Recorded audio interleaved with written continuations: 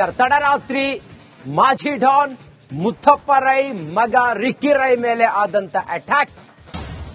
ಈ ಅಟ್ಯಾಕ್ ನ ಹಿಂದೆ ಇರುವ ಕಾಣದ ಕೈಗಳು ಯಾರು ಅನ್ನೋದು ಈಗಿರುವ ಪೊಲೀಸರ ತನಿಖೆ. ಬಿಡದಿಯಲ್ಲಿ ತಡರಾತ್ರಿ ಆಗಂತುಕನಿಂದ ಫೈರಿಂಗ್ ಆಗಿದೆ ಅನ್ನೋದ್ರ ಬಗ್ಗೆ ಮಾಹಿತಿ ಸಿಕ್ಕಿದೆ. ಬೆಂಗಳೂರಿನ ಮಣಿಪಾಲ್ ಆಸ್ಪತ್ರೆಯಲ್ಲಿ ಈಗ ರಿಕ್ಕಿ ರೈಗೆ ಆಪರೇಷನ್ ನಡೀತಾ ಇದೆ. ರಿಕ್ಕಿ ರೈ ಮೂಗು ಮತ್ತು ತೋಳಿನ ಭಾಗಕ್ಕೆ ಶಸ್ತ್ರಚಿಕಿತ್ಸೆಯನ್ನ ವೈದ್ಯರು ನೀಡ್ತಾ ಇದ್ದಾರೆ. ರಿಕ್ಕಿ ರೈ ಕೊಲೆಗೆ ಸುಪಾರಿ ನೀಡಿದ್ದ ಕೈ ಯಾರದ್ದು? ರಿಯಲ್ ಎಸ್ಟೇಟ್ ಮಾಫಿಯಾನ ಅಥವಾ ಆಸ್ತಿ ವಿಚಾರವಾಗಿ ಮಲತಾಯಿ ಏನಾದ್ರೂ ಸುಪಾರಿ ಕೊಟ್ರ? 16 ಆಯಾಮಗಳಲ್ಲಿ ಪೊಲೀಸರು ತನಿಖೆಯನ್ನ ಮಾಡ್ತಾ ಇದ್ದಾರೆ.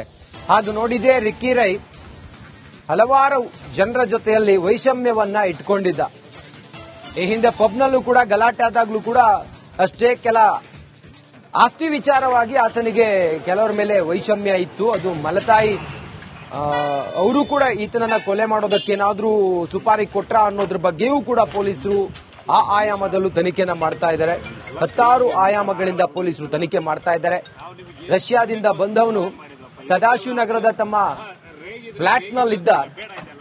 ನಿನ್ನೆ ಆತ ಬಂದಿದ್ದು ಬಿಡದಿಗೆ ಮನೆಗೆ ಬಂದಿದ್ದ. ನಿನ್ನೆ ರಾತ್ರಿ ಅಲ್ಲಿಂದ 11 ಗಂಟೆಗೆ ಹೊರಟವನು. ಆನಂತರ ಪರ್ಸ್ ಬಿಟ್ಟು ಬಂದಿದ್ದೀನಿ ಅಂತ ಹೇಳಿ ವಾಪಸ್ ಬಂದು ಮತ್ತೆ ಹೋಗುವಾಗ ಅಟ್ಯಾಕ್ ಆಗಿದೆ.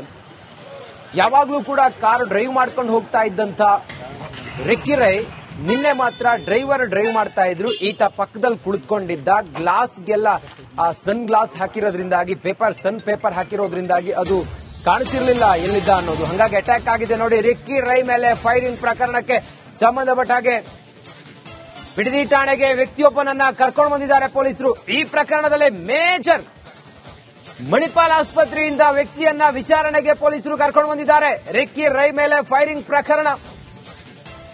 ಬಿಡದಿ ಪೊಲೀಸ್ ಠಾಣೆಗೆ ವ್ಯಕ್ತಿಯೊಬ್ಬನನ್ನ ಕರ್ಕೊಂಡು ಬಂದಿದ್ದಾರೆ ಪೊಲೀಸರು. ಮಣಿಪಾಲ್ ಆಸ್ಪತ್ರೆಯಿಂದ ವ್ಯಕ್ತಿಯನ್ನ ಕರ್ಕೊಂಡು ಬಂದಿದ್ದಾರೆ. ಕರೆದುಕೊಂಡು ಬಂದು ವಿಚಾರಣೆಯನ್ನ ಮಾಡ್ತಾರೆ. ರಿಕ್ಕಿ ರೈ ಮೇಲೆ ಅಟ್ಯಾಕ್ ಆಗಿರೋದು, ರಾತ್ರೋರಾತ್ರಿ ಆತನ ಮೇಲೆ ಫೈರಿಂಗ್ ಮಾಡಿರೋದು ಯಾರು? ಈ ಅಟ್ಯಾಕ್ ನ ಹಿಂದೆ ಇರುವಂತ ಕಾಣದ ಕೈ ಯಾರದ್ದು ಅನ್ನೋದ್ರ ಬಗ್ಗೆ ನಾನಾ ಆಯಾಮಗಳಲ್ಲಿ ಪೊಲೀಸರು ತನಿಖೆಯನ್ನ ಮಾಡ್ತಾ ಇದ್ದಾರೆ. ಪ್ರಾಥಮಿಕವಾಗಿ ಕೆಲವು ಮಾಹಿತಿಗಳನ್ನ ಕಲೆ ಹಾಕಿದ್ದಾರೆ ಪೊಲೀಸರು. ಈ ಹೊತ್ತಿಗೆ ಬಿಡದಿ ಪೊಲೀಸರು ಠಾಣೆಗೆ ಓರ್ವ ವ್ಯಕ್ತಿಯನ್ನ ಕರೆದುಕೊಂಡು ಬಂದಿದ್ದಾರೆ ಅನ್ನೋದರ ಬಗ್ಗೆ ಮಾಹಿತಿ ಲಭ್ಯ ಆಗಿದೆ. ಕಾರ್ ಡ್ರೈವರ್ ಬಸವರಾಜುನಿಂದ ಮಾಹಿತಿಯನ್ನ ಪಡ್ಕೊಂಡಿದ್ದಾರೆ. ಬಸವರಾಜು ಎಫ್ಐಆರ್ ಕಂಪ್ಲೇಂಟ್ ಕೊಟ್ಟಿದ್ದಾನೆ. ಎಫ್ಐಆರ್ ದಾಖಲಾಗಿ 4 ಜನರ ಮೇಲೆ ಎಫ್ಐಆರ್ ದಾಖಲಾಗಿದೆ. ಇದೆಲ್ಲದರ ಹೊರತಾಗಿ ಯಾರು ಇದರ ಹಿಂದೆ ಇರುವಂತ ಮಾಸ್ಟರ್ ಮೈಂಡ್ ಅನ್ನೋದ್ರ ಬಗ್ಗೆಯೂ ಕೂಡ ಈಗ ಪೊಲೀಸರು ತನಿಖೆ ಮಾಡ್ತಾ ಇದ್ದಾರೆ. ಸದ್ಯಕ್ಕೆ ಓರ್ವ ವ್ಯಕ್ತಿಯನ್ನ ಬಿಡದಿ ಪೊಲೀಸರು ಠಾಣೆಗೆ ಕರ್ಕೊಂಡು ಬಂದು ವಿಚಾರಣೆ ಮಾಡ್ತಾ ಇದ್ದಾರೆ ಅನ್ನುವ ಮಾಹಿತಿ ಲಭ್ಯ ಆಗಿದೆ. ಮತ್ತೊಂದು ಕಡೆಯಲ್ಲಿ ರಿಕ್ಕಿ ರೈಗೆ ಮೂಗು ಮೇಜರ್ ಆಗಿ ಅವರಿಗೆ ಗಾಯ ಆಗಿರೋದ್ರಿಂದಾಗಿ ಅವರಿಗೆ ಈಗ ಆಪರೇಷನ್ ಥಿಯೇಟರ್ಗೆ ಕರ್ಕೊಂಡು ಹೋಗಿದ್ದಾರೆ. ಸದ್ಯಕ್ಕೆ ತನಿಖೆ ನಡೀತಾ ಇದೆ. ಓರ್ವನನ್ನ ಬಿಡದಿ ಪೊಲೀಸರು ಕರ್ಕೊಂಡು ಬಂದಿದ್ದಾರೆ ಬಿಡದಿ ಠಾಣೆಗೆ ಅನ್ನೋದು. ಹೆಚ್ಚಿನ ಮಾಹಿತಿಯೊಂದಿಗೆ ನಮ್ಮ ಪ್ರತಿನಿಧಿ ಅರವಿಂದ್ ನೇರ ಸಂಪರ್ಕದಲ್ಲಿದ್ದಾರೆ. ಅರವಿಂದ್, ಸದ್ಯಕ್ಕೆ ಈಗ ತನಿಖೆಯ ಪ್ರೋಗ್ರೆಸ್ ಏನು? ಯಾರನ್ನು ಕರ್ಕೊಂಡು ಬಂದಿದ್ದು? ಯಾರಾತ? ಹೆಚ್ಚಿನ ವಿವರ ಏನಿದೆ ಈಗ ತಮ್ಮ ಹತ್ರ ಅರವಿಂದ್?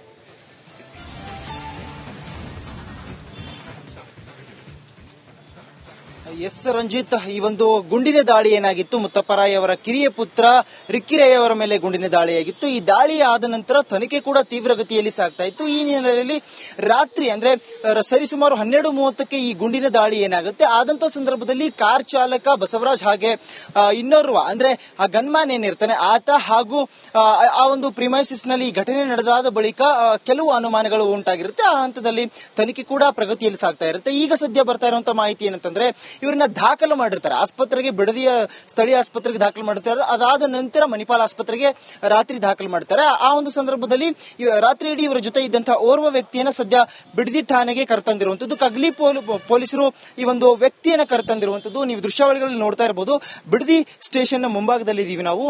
ರಾಮನಗರ ಎಸ್ಪಿ ಕೂಡ ಇಲ್ಲಿ ಬಂದಿರುವಂತದ್ದು. ಒಂದು ಮೀಟಿಂಗ್ ಮಾಡ್ತಾ ಇದ್ದಾರೆ. ಅಂದ್ರೆ ಈ ಒಂದು ಗುಂಡಿನ ದಾಳಿ ಏನಾಯ್ತು, ದಾಳಿ ಆದ ನಂತರ ತನಿಖೆ ಯಾವ ರೀತಿಯಲ್ಲಿ ನಡೀತಾ ಇದೆ ಅನ್ನುವಂತ ಸಂಪೂರ್ಣ ಮಾಹಿತಿಯನ್ನ ಕಲೆ ಹಾಕ್ತಾ ಇದ್ದಾರೆ.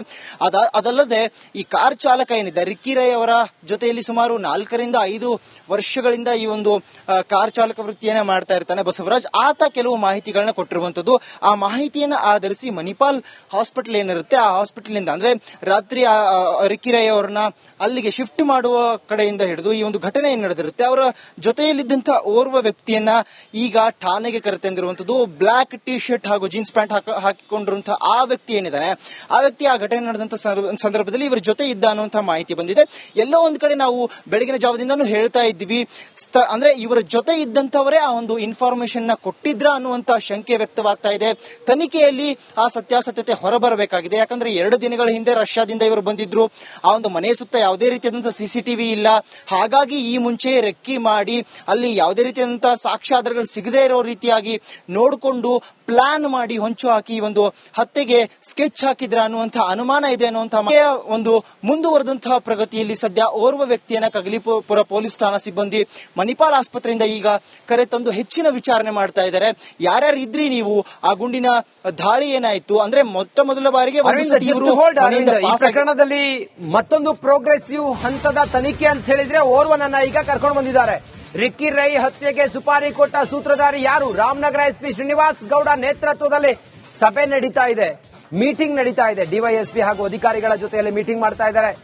ರಾಮನಗರದ ಎಸ್ಪಿ ರಿಪಬ್ಲಿಕ್ ಕನ್ನಡಕ್ಕೆ ಎಕ್ಸ್ಕ್ಲೂಸಿವ್ ಆಗಿ ಮಾಹಿತಿ ಲಭ್ಯ ಆಗಿದೆ. ಸಭೆಯಲ್ಲಿ ಎಫ್ಎಸ್ಎಲ್ ತಂಡದ ಅಧಿಕಾರಿಗಳು ಸಹ ಭಾಗಿಯಾಗಿದ್ದಾರೆ. ಸ್ಥಳ ಮಹಜರು ವೇಳೆ ಸಿಕ್ಕ ಸುಳಿವುಗಳ ಬಗ್ಗೆ ಮಾಹಿತಿಯನ್ನ ಪಡ್ಕೊಳ್ತಾ ಇದ್ದಾರೆ. ಕೆಲವು ಪ್ರೈಮರಿ ಎವಿಡೆನ್ಸ್ ಗಳಿದೆಯಲ್ಲ, ಅಲ್ಲಿ ಸ್ಪಾಟ್ ಇನ್ಸ್ಪೆಕ್ಷನ್ ಮಾಡಿದಂತ ಸಮಯದಲ್ಲಿ ಮಹಜರ್ ಮಾಡಿದಾಗ ಎಫ್ಎಸ್ಎಲ್ ಅಧಿಕಾರಿಗಳು ಬಂದಾಗ ಸಿಕ್ಕಂತ ದಾಖಲೆ, ಎವಿಡೆನ್ಸ್ ಇದೆಲ್ಲವನ್ನು ಕೂಡ ಈಗ ಮಾಹಿತಿಯನ್ನ ಪಡೆದುಕೊಂಡು ರಾಮನಗರದ ಎಸ್ಪಿ ಈಗ ತನಿಖೆ ಮಾಡ್ತಾ ಇದ್ದಾರೆ. ಇನ್ನಷ್ಟು ತನಿಖೆ ಕ್ಷಿಪ್ರಗತಿಯಲ್ಲಿ ಸಾಗ್ತಾ ಇದೆ. ಅರವಿಂದ್ ಮತ್ತೆ ಸಂಪರ್ಕದಲ್ಲಿದ್ದಾರೆ. ಅರವಿಂದ, ಸದ್ಯಕ್ಕೆ ಪ್ರಾಥಮಿಕವಾಗಿ ಸಿಕ್ಕಂತಹ ಎವಿಡೆನ್ಸ್ಗಳು ತನಿಖೆಗೆ ಎಷ್ಟು ಪೂರಕವಾಗಿದೆ, ಸದ್ಯ ಏನೇನು ಸಿಕ್ಕಿದೆ ಅನ್ನೋದ್ರ ಬಗ್ಗೆ ಏನಾದ್ರೂ ಮಾಹಿತಿ ಇದೆಯಾ? ಸದ್ಯಕ್ಕೀಗ ಹೇಗಿದೆ ಅಲ್ಲಿನ ಪರಿಸ್ಥಿತಿ? ಎಸ್ಪಿ ಏನಾದ್ರೂ ಈ ಅಟ್ಯಾಕ್ ಬಗ್ಗೆ ಮಾತಾಡಿದ್ರಾ ಅರವಿಂದ್?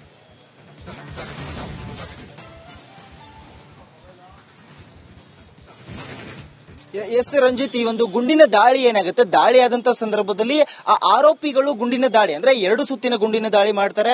ಮೊದಲಿಗೆ ಆ ಒಂದು ಕಾರ್ ಏನಿರುತ್ತೆ, ಫಾರ್ಚುನರ್ ಕಾರಿಂದ ಅವರು ಪಾಸ್ ಆಗ್ತಾರೆ. ಪಾಸ್ ಆದ ನಂತರ ಸೌಂಡ್ ಬಂದಿದೆ ಅಂತ ಹೇಳಿ ಕಾರ್ ಚಾಲಕ ಬಸವರಾಜ್ ಇಳಿದು ಅದಾದ ಬಳಿಕ ಪರಿಶೀಲನೆ ಮಾಡ್ತಾನೆ. ಟೈರ್ ಬಸ್ಟ್ ಆಗಿದೆ ಅನ್ನುವಂತ ಹಂತದಲ್ಲಿ ಅನುಮಾನ ಪಟ್ಟು ನೋಡ್ತಾನೆ, ಅದಾಗಿರೋದಿಲ್ಲ. ಅದಾದ ಬಳಿಕ ಮತ್ತೆ ರೈಲ್ವೆ ಕ್ರಾಸ್ ನಿಂದ ವಾಪಸ್ ಮನೆಗೆ ಬರುವಂತಹ ಸಂದರ್ಭದಲ್ಲಿ ಮತ್ತೆ ದಾಳಿ ಆಗುತ್ತೆ. ಆ ಸಂದರ್ಭದಲ್ಲಿ ರಿಕ್ಕಿ ರೈ ಅವರ ಮೂಗು ಹಾಗೆ ಕೈಗೇಟಾಗಿರುತ್ತೆ. ಆ ಒಂದು ಸ್ಥಳದಲ್ಲಿ ಅಂದ್ರೆ ಕ್ರೈಮ್ ಸೀನ್ ನಲ್ಲಿ 2 ಬುಲೆಟ್ ಸಿಕ್ಕಿರುವಂತದ್ದು, ಆ ಒಂದು ಜೊತೆಗೆ ಒಂದು ಮೊಬೈಲ್ ಸೆಟ್ ಸಿಕ್ಕಿರುವಂತದ್ದು, ಅದರಲ್ಲಿ ಯಾರ್ದಾದ್ರೂ ನಂಬರ್ಸ್ ಗಳಿದಾವ, ಕಾಂಟ್ಯಾಕ್ಟ್ಸ್ ಗಳಿದಾವ, ಜೊತೆಗೆ ಯಾರ ಸಂಪರ್ಕದಿಂದ ರಿಕ್ಕಿ ರೈ ಅವರ ಇನ್ಫಾರ್ಮೇಶನ್ ಇವರಿಗೆ ಲಭ್ಯವಾಯಿತು, ಆರೋಪಿಗಳಿಗೆ ಲಭ್ಯವಾಯಿತು ಅನ್ನುವಂಥದ್ದು. ಜೊತೆಗೆ ಈ ಒಂದು ಏನ್ ಮನೆ ಇರುತ್ತೆ, ಬಿಡದಿಯ ಮನೆ ಏನಿರುತ್ತೆ, ಆ ಮನೆಗೆ ಸೆಕ್ಯೂರಿಟಿ ಇರಲಿಲ್ವಾ? ಯಾಕಂದ್ರೆ ಈ ಹಿಂದೆ ಮುತ್ತಪ್ಪ ರೈ ಅವರು ಏನಿದ್ರು ಕಂಪ್ಲೀಟ್ ಸೆಕ್ಯೂರಿಟಿಯನ್ನ ಪಡೆದುಕೊಳ್ತಾ ಇದ್ರು. ಜೊತೆಗೆ ಮುತ್ತಪ್ಪ ರೈ ಅವರು ಈ ಹಿಂದೆನೆ ರಿಕ್ಕಿ ರೈ ಅವರಿಗೆ ಒಂದು ಇನ್ಫಾರ್ಮೇಶನ್ ಕೊಟ್ಟಿರ್ತಾರೆ.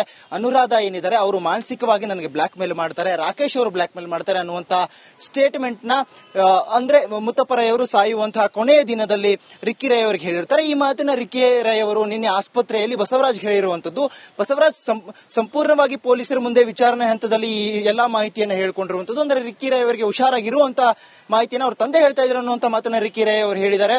ಜೊತೆಗೆ ಆ ಒಂದು ಆಸ್ತಿ ವಿಚಾರಕ್ಕಾಗಿ ಈ ಒಂದು ಘಟನೆ ನಡೆದಿರುವಂತದ್ದು. ಹಾಗಾದ್ರೆ ಇಲ್ಲಿ ಇನ್ಫಾರ್ಮೇಶನ್ ಲೀಕ್ ಆಗಿದ್ದೆಲ್ಲಿ ಅನ್ನುವಂಥದ್ದು ಪ್ರಮುಖ ಅಂಶ. ಹಾಗಾಗಿ ತನಿಖೆ ತೀವ್ರಗತಿಯಲ್ಲಿ ಪ್ರಗತಿ ಸಾಗ್ತಾ ಇದೆ ಅನ್ನುವಂಥದ್ದು ಈಗ ಸದ್ಯ ಬರ್ತಾ ಇರುವಂತಹ ಮಾಹಿತಿ. ಈ ಒಂದು ರಾಮನಗರ ಎಸ್ಪಿ ಏನಿದ್ದಾರೆ ಅವರು ಸಂಪೂರ್ಣ ತಂಡ